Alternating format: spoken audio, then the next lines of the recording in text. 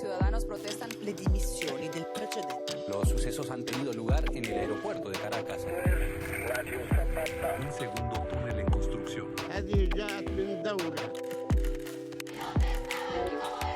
If you come illegally. La cuarta transformación de México. Résultat, ils font grimper le thermomètre mondial.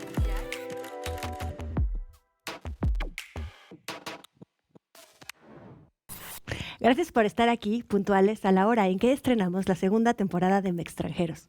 Volvemos con brío y con mucha tarea de análisis y debate con los corresponsales de otros países que reportean en México y nos permiten ver los eventos desde otra perspectiva.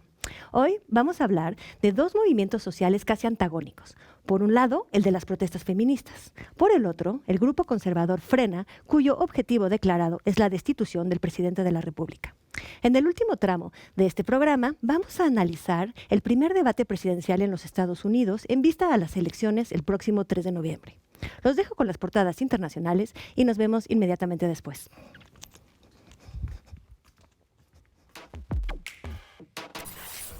A menos de un mes de las próximas elecciones presidenciales de Estados Unidos, se llevó a cabo el primer debate entre los dos candidatos que se disputan la presidencia de la Unión Americana, Joe Biden y Donald Trump. Durante 90 minutos, ambos contendientes se enfrentaron en una discusión que muchos calificaron como una mezcla caótica de ataques personales e interrupciones. Trump habló de un intento de conspiración en su contra, mientras que Biden lo calificó como el peor presidente que Estados Unidos ha tenido. Y aunque ambos candidatos se encuentran en la recta final de sus respectivas campañas presidenciales, el jueves pasado, el actual mandatario de la Unión Americana, quien durante meses minimizó la gravedad de la pandemia, anunció que dio positivo a la prueba de COVID-19. Esto generó incertidumbre política y una caída en los mercados mundiales. Un día después de la noticia, Trump fue trasladado al hospital militar en Maryland, donde se puede monitorear la evolución de la enfermedad. Al estar dentro del grupo de alto riesgo, se ha señalado que debe contar con cuidados especiales, abriendo una incógnita adicional en una de por sí ajetreada elección presidencial en Estados Unidos. El nuevo coronavirus, que ha sido detectado a nivel mundial en más de 33 millones de personas, ya superó la escalofriante cifra de 1 millón de muertes globales. De todas las regiones del mundo, la de América Latina y el Caribe es la que acumula mayores decesos, sumando más de 338,000 hasta la fecha. La Organización Mundial de la Salud advirtió que las muertes por COVID-19 podrían duplicarse y alcanzar los 2 millones si no se mantienen medidas para evitar la propagación del virus. Tras las condiciones de desamparo y pobreza que se vieron agudizadas con la pandemia, alrededor de 2,000 migrantes hondureños integran una nueva caravana que espera llegar a Estados Unidos en busca de mejores oportunidades. El jueves pasado, la aglomeración burló la frontera de Guatemala. Sin embargo, muchos se encuentran detenidos en aquel país. El gobierno de México amenazó con dar penas de hasta 10 años de cárcel para quienes circulen sin respetar protocolos sanitarios y pongan en peligro la salud en territorio mexicano. Mientras tanto, en el Cono Sur, falleció a los 88 años de edad Joaquín Salvador Lavado, mejor conocido como Quino, famoso por su entrañable personaje Mafalda, que conquistó el mundo con su agudeza. En homenaje, varios medios internacionales dedicaron sus portadas al dibujante argentino, recordando el característico humor agridulce y crítico de sus tiras.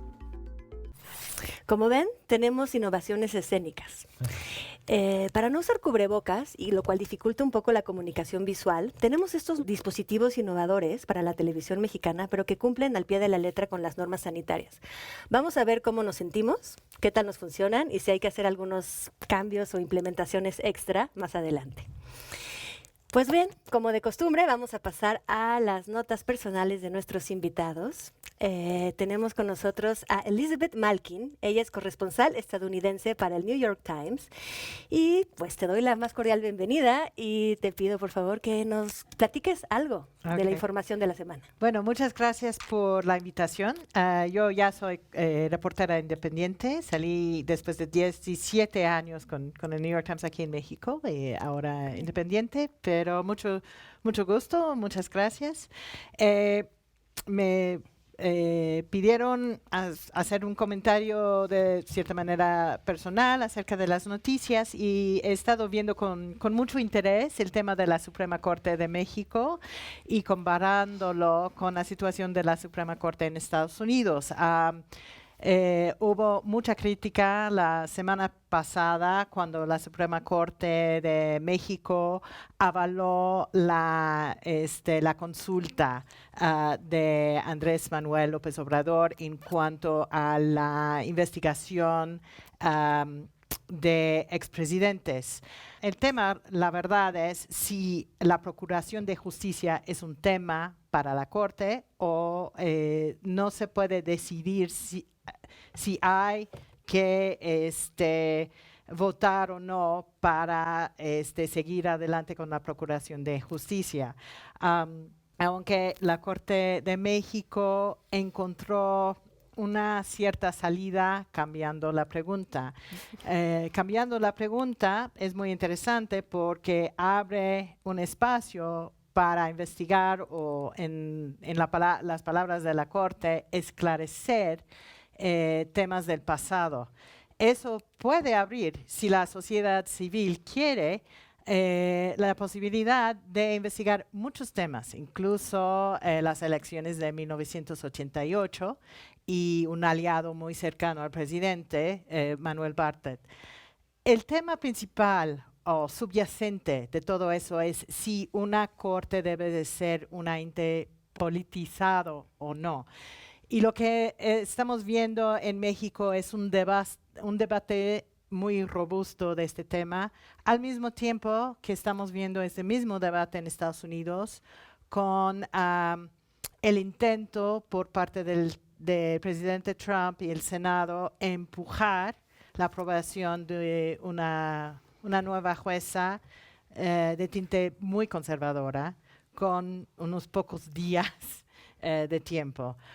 Entonces es un tema, yo pienso, muy rico para discutir en programas futuros esta cuestión de si una corte debe de ser completamente ajeno o no a la política. Eso es una observación pequeña, pero un tema, yo pienso, muy, muy rico. Bueno, Elizabeth, la observación es pequeña y quizás el tiempo en que lo expusiste también, pero el tema evidentemente podría discutirse por horas. Empiezas este programa lanzándonos una gruesa piedra que cachar. Muchísimas gracias. Con nosotros también, Joan Grillo, quien es corresponsal británico para el diario Time Magazine y para la radio de la BBC. Es autor también de varios libros sobre la guerra del narco en México y América Latina y, como siempre, nos va a sorprender con su nota. Bueno, un gusto de nuevo, aparte de, parecemos como un reclusorio, ¿no? Un poco con eso, pero pues muy bien. Mira, aquí se habla de la caravana de inmigrantes que lanzó en estos días desde Honduras, de nuevo, un tema que ya tengo varios años cubriendo, esta cuestión de inmigración de Honduras, y por varias razones. En este caso, fue 2 años después de la mega caravana de 2018, que también se lanzó en octubre en ese año y que después convirtió en una cosa con 15,000 personas y un gran drama en la frontera con Estados Unidos. En este caso, se lanzó, aunque por la pandemia, pues el hambre sigue bastante ahí, ¿no? Las condiciones en Honduras son muy malos y siguen muy malos. Incluso por el cierre ahí y por la pandemia, la gente sigue con un hambre muy fuerte. Estoy hablando con fuentes ahí. La situación está bastante grave. Pero también hay que preguntar por qué en este momento hacer una caravana, ¿no? Con la pandemia, con el contagio, también no es bueno hacer eso. Si llegan a Guatemala, se pasan la frontera con Guatemala. Y ya en Guatemala la han frenado. Entonces ya en Guatemala han replegado ni ha llegado a México. Y es una cosa que va a decir Trump, que es una victoria para él. Que él ha sido poniendo la presión a esos países, incluyendo a México, a Guatemala, a Honduras, a frenar estas caravanas. Y de una forma están respondiendo, aunque también por las razones de la pandemia. Yo pienso que este tema va a seguir. Si incluso después de la elección en Estados Unidos puede ser un cambio de gobierno, un cambio de política, y las condiciones en Centroamérica siguen bastante malas. Y si no hay un cambio en esta situación en la tierra, en el base ahí, van a seguir yendo la gente. Gracias, Joan. En efecto, uno de los temas nodales de nuestro continente, bueno, del mundo entero. Habría quizás que analizar también esta periodicidad estacional de las migraciones. Pareciera que en octubre de todos los años algo se mueve. Sí.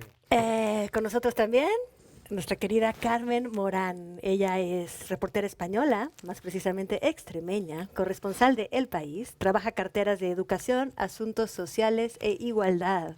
Carmen, ¿con qué nos deleitas tú? Hola.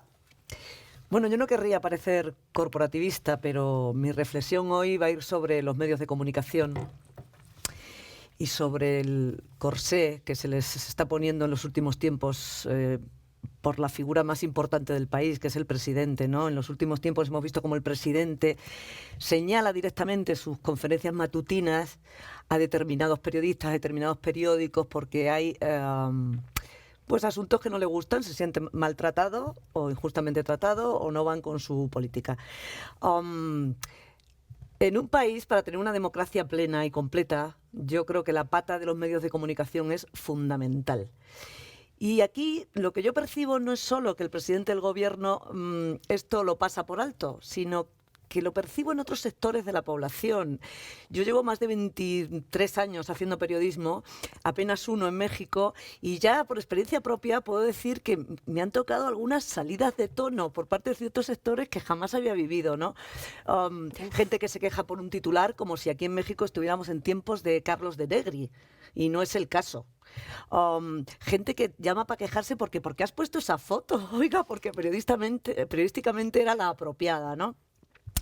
Entonces yo creo que el presidente, como personaje más público de todos, su ejemplo y su modelo es vital en este tiempo. O sea, no es solo que sea un desatino político lo que él hace, es que también debe dar ejemplo para que otros sectores del país se imbuyan de la importancia democrática que tienen los medios de comunicación y cómo han de comportarse y cómo deben establecerse esas relaciones que son de poder y son democráticas.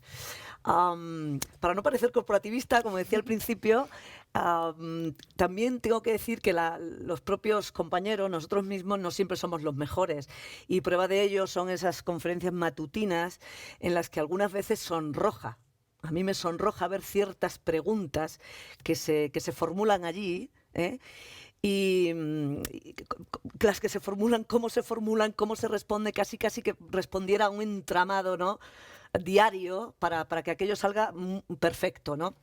Yo creo que también la prensa en ese sentido debería hacer un ejercicio de responsabilidad, de independencia, y que aquellas conferencias matutinas que seguramente nacieron de la buena voluntad y que deberían seguir ese contacto del presidente con sus administrados a través de los medios de comunicación, pues no se conviertan en esa especie de melee extraña en la que se están convirtiendo.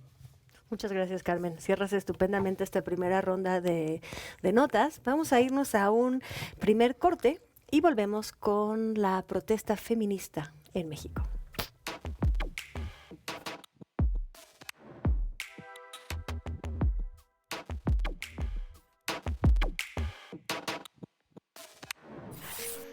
En México, 10 mujeres son asesinadas diariamente y la desigualdad de género sigue siendo una realidad.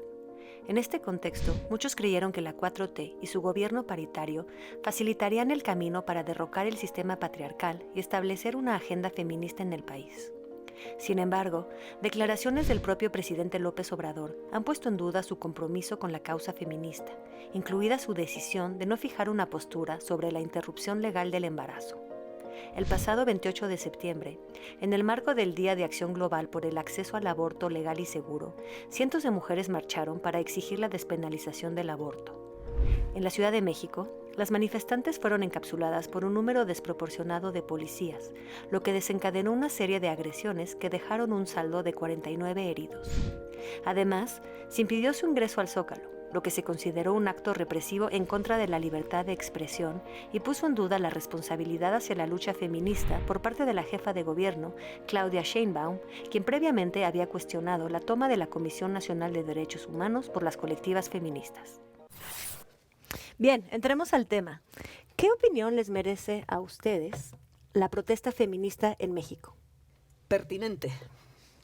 absolutamente pertinente. Aquí en este país la agenda feminista está... los 3.000 crímenes al año yo creo que anulan casi cualquier otra agenda feminista, porque la prioridad es tan absoluta. Es una cosa que es casi le sitúa a México, yo diría, en ese terrible podium de crímenes. Y ante esa realidad, el resto de la agenda feminista que en otros países están debatiendo hoy en día, corrientes feministas, opiniones, los queer, en fin, toda esta serie de feminismos que le llaman. Y aquí es absurdo, porque la prioridad es esa. Es una prioridad tan sangrante, que no cabe otra que salir a la calle. Y salir a la calle con todo lo que se tenga, y con toda la capacidad, con todo el poderío y con todo el ruido que se pueda hacer. Sobre todo porque lo que tienes al otro lado son oídos sordos. No solo oídos sordos. En estas últimas semanas, lo que antes posiblemente fueron oídos sordos, una terrible impunidad de más del 90% de los casos que quedan impunes, esos son oídos sordos, ¿no? O un silencio administrativo, esos son oídos sordos. En las últimas semanas, más que oídos sordos, lo que hubo era un embate por parte de los propios políticos respecto a las feministas y a las protestas. En lugar de salir, digamos, a explicar qué voy a hacer yo para combatir estos crímenes, parece que la prioridad era señalar a las feministas, criticar su forma de manifestarse, que no están descubriendo el mundo. Como se manifiestan ellas, se manifiestan muchísimos colectivos que tienen unas necesidades tan perentorias como tiene este, aquí y en todo el mundo. Entonces tampoco es que aquí se esté descubriendo ahora la forma de protestar más loca del universo, es una forma como hay tantas. Entonces creo que en las últimas semanas ese ponerse enfrente de las feministas en lugar de salir a toda la población y decir esta es mi agenda política, yo voy a resolver esto de esta y otra manera, pues ha enardecido más todavía el movimiento, y creo que con razón. Tan es así que yo creo que lo que en principio fue una estrategia de gobierno de denostar el movimiento o aplacarlo de cara a la ciudadanía, diciendo, por ejemplo, es que están pintando las estatuas y tal, ahora eso que se ha incrementado se ha dado la vuelta como un boomerang y creo que va en contra del gobierno. Creo que ahora mismo entre la población general hay mucha más comprensión hacia esas revueltas, si se quiere, hacia esas manifestaciones, que antes, a pesar de que se están recrudeciendo, yo diría.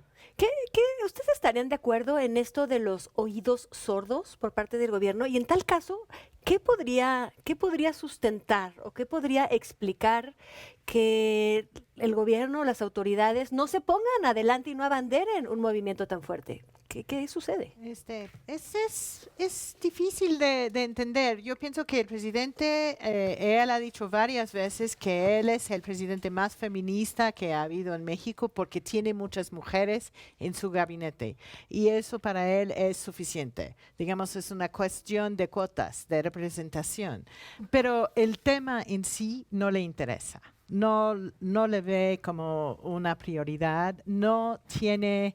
Bueno, es un señor de cierta edad y no ve, digamos, las cuestiones prácticas. Una economía donde las mujeres no tienen posibilidades de avanzar es una economía que estancada. Estamos viendo ahora, por ejemplo, que las mujeres están perdiendo en la pandemia mucho más sus trabajos que los hombres. Eso está pasando en todo el mundo, pero no hay comentario de eso en México. Entonces, el presidente no está tomando ninguna demanda de grupos feministas, ninguna. Digamos, desde la violencia hacia cuestiones económicas, entró con la cuestión de eliminar los fondos para albergues, ¿no? Para mujeres que están en peligro de sufrir violencia. Entonces, yo pienso por parte del presidente, no es un tema de interés, la verdad, simplemente que él ha hecho su compromiso de nombrar un gabinete y ya se acabó. Por parte de la jefa de gobierno, no sé, la verdad, es muy complicado entender su respuesta. Pienso que está equilibrando varias tensiones políticas, pero no sé, sería interesante escuchar lo que ustedes piensan. Sí, es muy curioso el caso de Claudia Sheinbaum con las dos declaraciones que hizo, ¿no? Una estigmatizando el movimiento, acusándolo de ser el títere de empresarios, ¿no? De tener esta componente fifí, en cierto modo, y inmediatamente después ¿no? Pidiendo en cierto modo una disculpa. Creo que, hombre, tiene que ver los crímenes contra mujeres fuertes, los asesinatos, que son casos tan terribles y hay tantos de esos. Pero esto es parte de un colapso de la justicia en México durante varios años. Y también no hay justicia, hay impunidad, no hay policía que funciona, no hay jueces que funcionan en eso, no hay reclusores que funcionan. Si lo vemos en México en 2019, de cerca de 35,000 asesinatos oficialmente. Y de eso, la gran mayoría son contra hombres, aunque también los crímenes contra mujeres son terribles e inaceptables. Y de estos, quizás un 10% resueltos, quizás, porque en muchos casos los resueltos, supuestos resueltos, que no es cierto. En un caso de tan alto perfil, incluso contra mujeres y niños, del masacre de los mormones en Sonora, de 3 mujeres y 6 niños, aunque igual no fue como clasificado como feminicidio porque no es por su género que le atacan, piensa, pero un masacre. Incluso en esta, de tan alto perfil, que se mete el presidente Trump, que se va personalmente el presidente Andrés Manuel López Obrador ahí a Sonora a hablar con las familias. Incluso en este caso no vemos bien la justicia. Entonces una mujer de Ecatepec que lo mata, nada, ¿no? Entonces realmente que la solución tiene que formar un sistema de justicia que funcione en México. Tiene que ser un proyecto no de sexenial, pero de generaciones. Y como no tiene tampoco realmente una cosa, una estrategia en eso, yo creo que el gobierno no lo ve como algo, ¿cómo vamos a dar a las mujeres? Entonces lo ve como nada más. Y también yo creo que es el estilo del presidente, que muchas veces cuando vienen las protestas, y pasó cuando fue alcalde, pero en 2004 en la Ciudad de México, cuando llegan las protestas contra la inseguridad, lo toma como un ataque contra él. Claro. En lugar que él podría tomar como bandera y decir Claro. que sí, estoy con esto y vamos a mejorar eso, Claro. no lo ve la oportunidad de tomar la bandera y lo ve como ataque. Dos cosas. Primero, si López Obrador cree que es el presidente más feminista que ha habido en este país, no quiero imaginar cómo fueron los anteriores. Y creo que Claudia Sheinbaum se ha equivocado de plano y creo que lo sabe. Pero preguntabas que por qué esta estrategia de enfrentarse al movimiento, ¿no? Yo creo que creo que es una estrategia equivocada, pero creo que nace de una incapacidad manifiesta para hacerle frente políticamente. Porque si ellos tuvieran la capacidad o la intención, que ambas cosas deberían concurrir, si tuvieran la capacidad de efectivamente mejorar la justicia, mejorar los sistemas de seguridad e ir rebajando esas estadísticas, cosa que no ha ocurrido, pues se agarrarían a eso, apoyarían el movimiento feminista e irían, ¿no?, enarbolando frente a la población esos resultados que no han obtenido. Cuando uno de repente se encuentra con esas críticas que son diarias en los medios de comunicación de que las estadísticas siguen siendo abracadabrantes, pues hace una huida hacia adelante quizá, ¿no? Y quizá de ahí haya nacido ese ponernos enfrente del movimiento. Pero yo creo que efectivamente al no nos está dando cuenta que ahí se está llevando por delante a una muy buena parte del electorado, de su electorado, seguramente el feminista y el femenino, pero también parte de muchos hombres de aquí de México que vivieron su llegada al mandato presidencial como una... sí, como una ilusión de que al menos en este terreno algo cambiara. Y yo aprecio en todo el colectivo feminista, el movimiento feminista, una desilusión y una decepción tremendas, ¿no?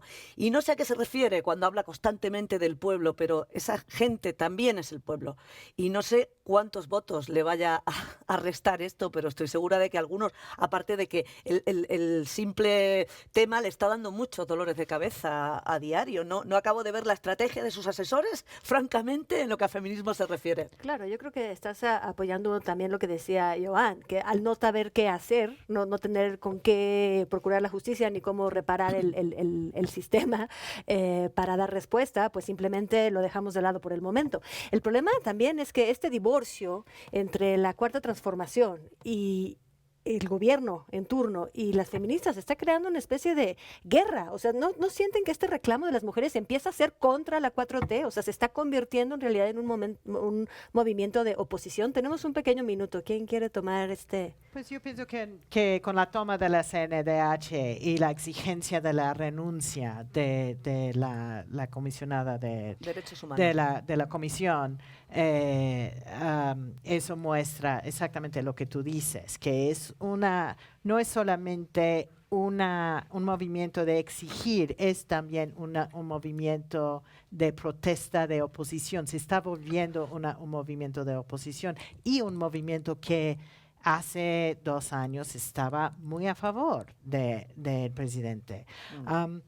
Entonces, siempre en México hay que ver cosas en la Ciudad de México aparte de las cosas que pasan en otras partes del país. Entonces, si tú tienes, por ejemplo, un programa como Sembrando Vida,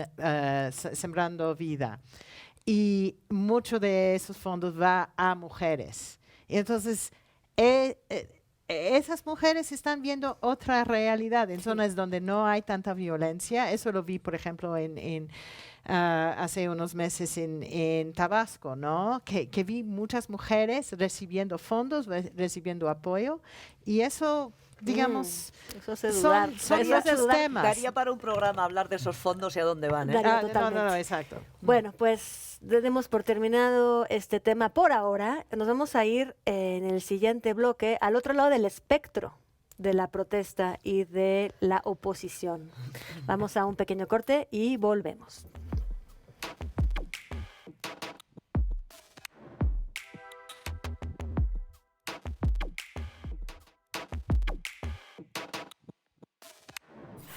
El Frente Nacional Anti-AMLO, FRENA, es un movimiento que se autodenomina ciudadano y pacífico y busca hacer dimitir al presidente Andrés Manuel López Obrador usando herramientas jurídicas, de presión social y mediáticas.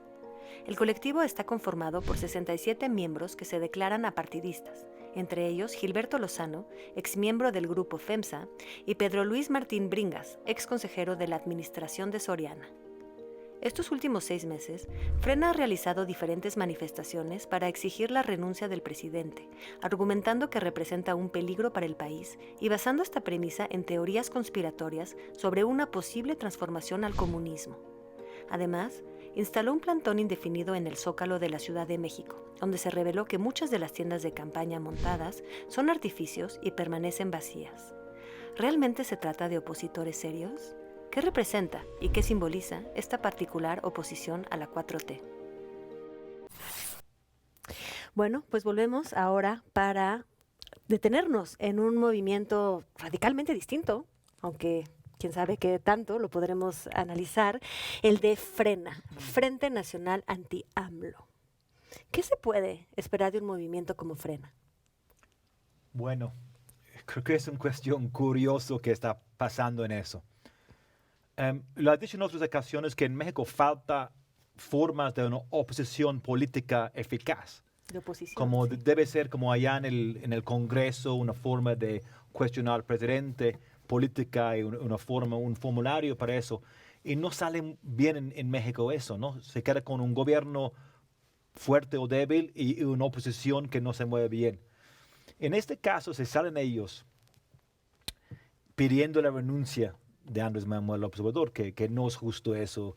Está trabajando, pide una renuncia ahorita que no es una justa demanda política ahorita.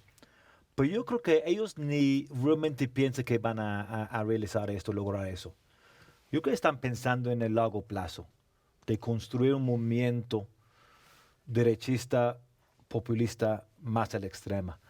En una forma, toman una táctica, una estrategia que el mismo presidente en su tiempo lo tenía en 2006. Fue en campamentos en Reforma. En aquel tiempo, después de una disputa en la elección que lo acusaron de fraude y que dice que él es el presidente legítimo y se forma una como oposición en esta forma de protestas y se hace su movimiento que 12 años después que llega a la presidencia. Yo creo que ellos quieren como molestar el presidente y tener una presencia en medios haciendo eso. Lo están logrando demasiado bien, ¿no sienten? Sí, o sea, es un exactamente. movimiento pequeño. Y un discurso muy fuerte, un discurso que de repente tomando temas como emotivos, ¿no? Como fuera de contexto, diciendo que esto es comunismo. Yo creo que ellos están pensando no en conseguir su renuncia este año, el año que viene, pero en 2024, en formar un movimiento. Y yo temo que en México, por varias condiciones, como la inseguridad, la violencia, si no lo resuelven esto, podría ganar fuerza un movimiento de derecha populista. Y podría ser algo peligroso. Yo creo que hay conflictos que vienen en el futuro por eso. Pues esto sería la semilla, el inicio de un movimiento de derecha populista peligroso. Sí, yo creo que este podría ser. Pues sería bien triste que ganaran por esas razones que no son justo las que están reivindicando, porque Claro. ellos no están reivindicando que se acaben según qué cosas. Su objetivo es que se acabe ANLO. Yo creo que por ahora, y quiero ser muy cautelosa en este tema, yo creo que por ahora, el movimiento es tan vacío como las tiendas de campaña que plantan ahí, ¿no? Yo creo que en un Estado de Derecho hay que tener mucho cuidado, mucha precaución, mucho sentido común cuando se organizan las protestas, porque es la herramienta que tienen los demócratas para sacar a la calle su voz cuando es necesario. Y yo no considero que la protesta que lleva a esta gente a la calle, no creo que tenga las fuerzas siquiera para estar cortando el tráfico en una de las principales vías de esta ciudad. No lo tiene, o sea, tú puedes salir a la calle porque te están matando 3.000 mujeres al año, tú puedes salir a la calle porque te estás quedando sin trabajo y son miles de familias, ¿no? Colectivos que tienen unos objetivos concretos y perentorios y que han de salir con toda su fuerza a la calle. Pero, hombre, hasta donde yo sé, México es un Estado, una democracia representativa y ese señor que está gobernando lo han votado los ciudadanos y hay unas elecciones donde pueden revocar ese mandato. Entonces, que justo a pocos días, semanas de unos nuevos comicios en los que se va a ver por dónde va la cosa, esta gente, su única petición sea que se vaya a ANLO, pues oiga, vayan ustedes a votar. Pero, como decía Joan, yo quiero ser muy cautelosa en este asunto, porque hay grupúsculos que efectivamente nacieron con esta especie de vacío interior, de vacío político o de causas más o menos espurias, incluso, si se quiere, que luego cobraron fuerza, ¿no? Y que finalmente, con el tiempo, ocuparon esos huecos políticos, que en este caso podría ser una extrema derecha, y dar mucha lata, ¿no? Por ahora, desde luego, es sonrojante que tengan cortadas vías principales para una protesta que a mí me parece un poco huera. Y desde luego hay en este país protestas más importantes para cortar una vía tan principal como esa, ¿no? Yo quisiera poner un poco de contexto. Yo llevo varios años en México y siempre hay llamados para que un presidente renuncie y todos podemos acordarnos después de Ayotzinapa, todo el mundo salió a la calle pidiendo la renuncia del presidente. También hasta con Cedillo, cuando colapsó la economía, ¿no? En los años 90 había esa llamado. Entonces, la retórica de eso no es tan importante. Lo que es importante es precisamente el punto, que es una estrategia a largo plazo. Y es también muy interesante en el tema de que los analistas que, digamos, de analistas más que todo extranjeros, cuando entró al poder López Obrador, el presidente, dijeron, si no logra lo que él pretende lograr en cuanto a combate a la corrupción y un entendimiento de revertir esta inegalidad en México, México tiene el riesgo de darse la vuelta hacia una especie de Bolsonaro. Y eso es un poco lo que estamos viendo. Entonces, si estamos viendo de largo plazo, eso puede ser las fundaciones. También estamos teniendo el otro riesgo de que muchas de las instituciones en México están siendo debilitados por Andrés Manuel López Obrador. Entonces, tenemos dos tendencias que vienen de lados distintos. opuestos, pero que pueden llegar a este Pero lado. sin embargo, la aceptación del presidente ha subido. Es alto. Y por otro lado también, de acuerdo, podría ser que echar gasolina, ¿qué le puede echar gasolina a este movimiento? Pues obviamente la violencia, la no soluciona la corrupción, lo que decía Joan, pero ¿a quién le hablan? O sea, ¿quién es el público y qué tipo de discurso es ese que hablan de antiaborto, hablan de Dios? ¿Qué viene a hacer aquí la iglesia? Tenemos un pequeño minuto para abordar esto. De todas formas, un segundo solo, yo solo quiero un segundo. De todas formas, hanlo sus bravuconadas, como aquella que dijo, si salen 100.000 personas a la calle, yo inmediatamente divido. Es que está pagando también las bravuconadas. Yo creo que no pega tanto la cuestión ahorita como agarrando las cuestiones muy católicos. Incluso el PAN, yo recuerdo cuando hice reportajes sobre la cuestión de catolicismo o las cuestiones de conservadurismo social, el PAN ni quiso comentar mucho sobre esto, como cuando legalizaron el matrimonio gay, estas cosas. Yo creo que son otros temas que puede ganar más terreno, pero iba a hacer un punto que también se juntan un poco las protestas con, por otra parte, un conflicto, una fricción entre medios y el presidente que empezó a decir la compañera en el primer segmento. Yo creo que como medios y como medios extranjeros tenemos que tener mucha caución también y cómo estamos clasificando un poco el mismo presidente Andrés Manuel López Obrador. Yo creo que también hay tendencias de como si adelantamos diciendo que es como unos compañeros dicen que esto es como llegando un Chávez, algo así, es muy adelantado. Hay que ver en perspectiva y aunque hace sí, cosas, hay que criticar, pero también con caución. Y ahorita que no ha llegado el nivel, nada que ver con Chávez, nada que ver con los dictadores en Sudamérica. En su tiempo. Entonces claro, que los medios tampoco echen gasolina. Sí, hay que ver eso, con qué cuestionamos, criticamos en su tiempo, pero con respecto a eso, ¿no? Claro, gracias. Bueno, pues otro corte y nos vamos a las elecciones en Estados Unidos, donde la democracia tampoco le está yendo tan bien. Volvemos.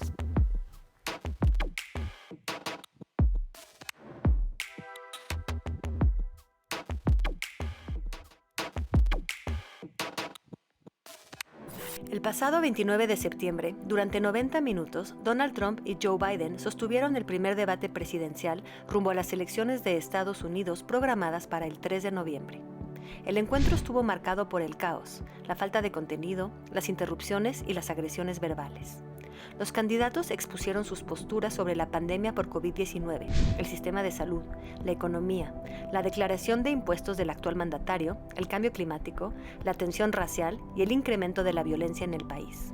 Sobre la nominación de la jueza Amy Coney Barrett a la Corte Suprema, Trump afirmó que podría llevarse a cabo después de los comicios. Y por su parte, Biden expresó que una Corte Suprema más conservadora pondría en peligro la ley de cuidado de salud a bajo precio, conocida como Obamacare. Trump instó a sus seguidores a permanecer vigilantes durante las elecciones, anticipando un fraude electoral en caso de que los resultados no sean a su favor, lo cual se considera una estrategia para asegurar su reelección. Estamos ya muy cerca de las elecciones presidenciales en Estados Unidos. Después del primer debate presidencial, ¿se ve más claro el posible resultado de estos comicios, Elizabeth? Bueno, el primer debate fue realmente calificado por todos los comentaristas como, bueno, en inglés le llamaron un shit show. Hasta en la televisión lo dijeron, usando una palabra así por la TV. Pero fue desastroso. Y eso fue precisamente a propósito por parte de Donald Trump. Él quiso molestar a Biden digamos, el candidato del Partido Demócrata quería molestar a Biden para que se explotara. Biden era hasta criticando a su hijo, que realmente siempre es un tema difícil para todo papá. Y Biden mantuvo cierto control, pero al final el problema es que no hubo una discusión acerca de políticas. Realmente nadie sabe lo que quiere.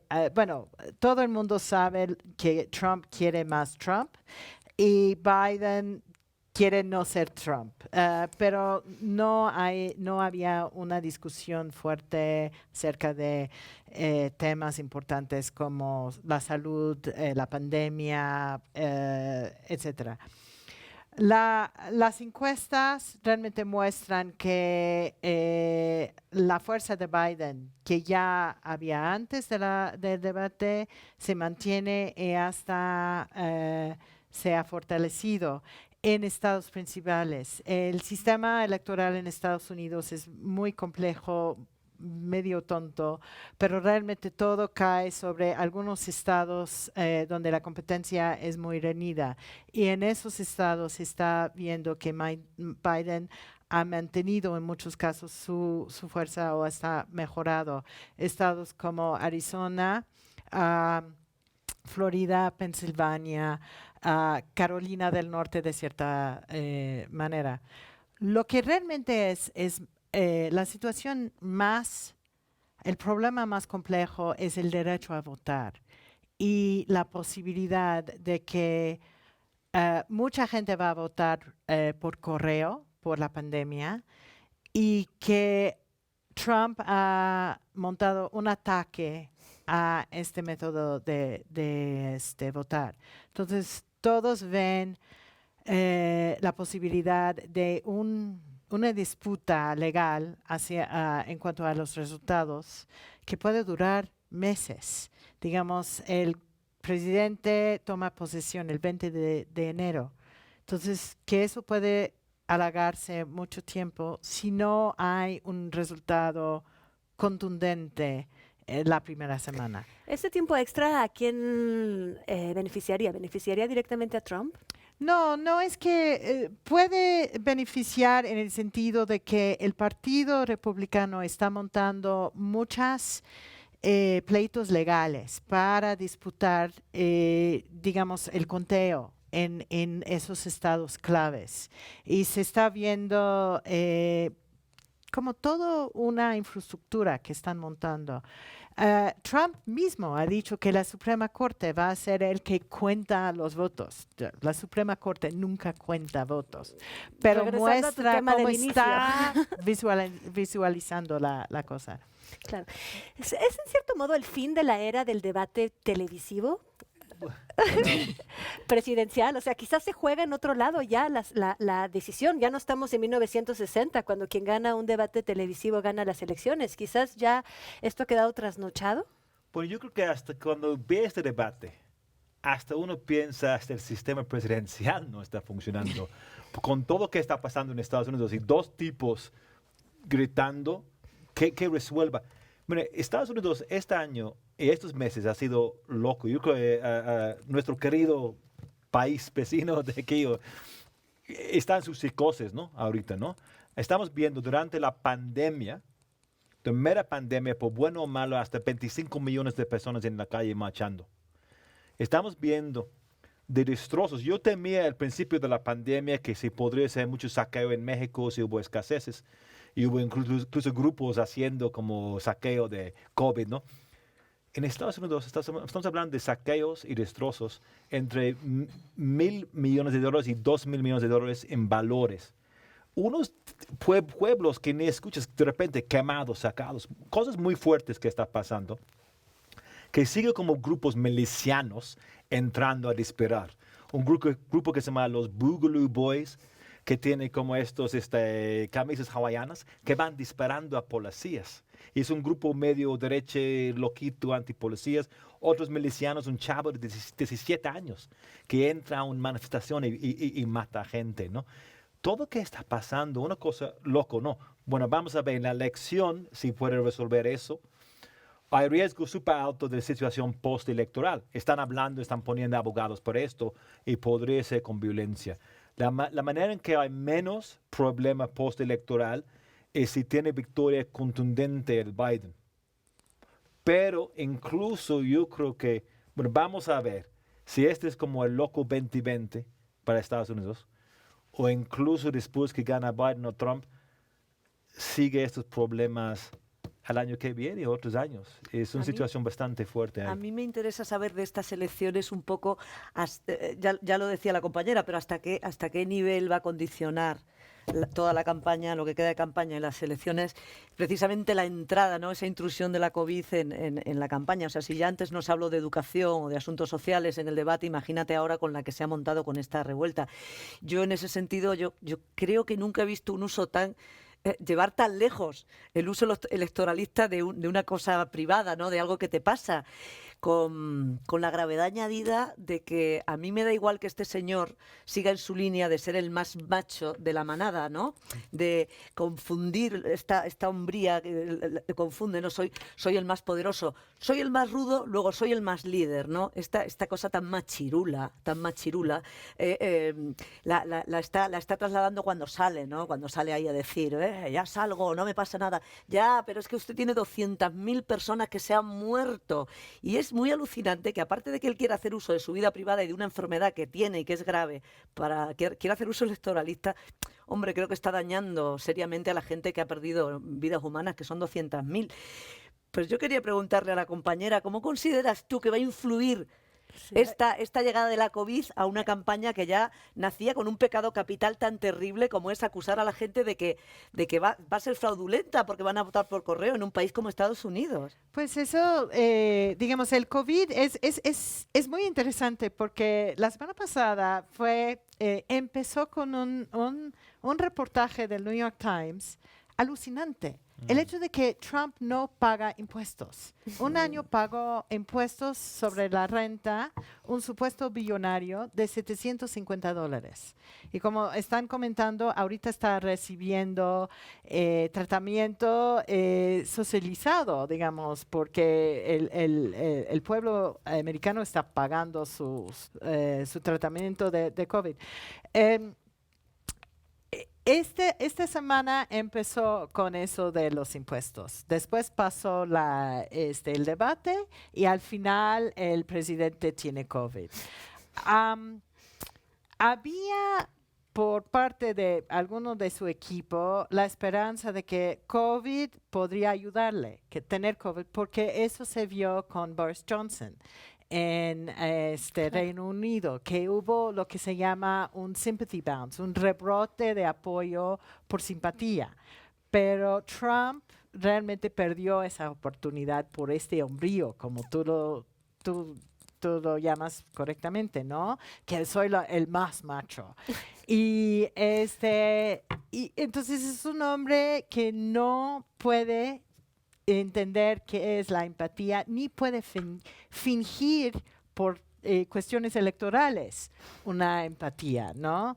Y ha fallado completamente. Y las primeras encuestas están mostrando que el COVID no le ha ayudado, que la gran mayoría de la gente piensa que él podría haber evitado el COVID. Y como alguien en la radio nacional de Estados Unidos dijo, los anuncios se escriben solos, no puede proteger a sí mismo, ¿cómo puede proteger a tu familia, no? Claro. Entonces el COVID hasta ahorita no ha ayudado.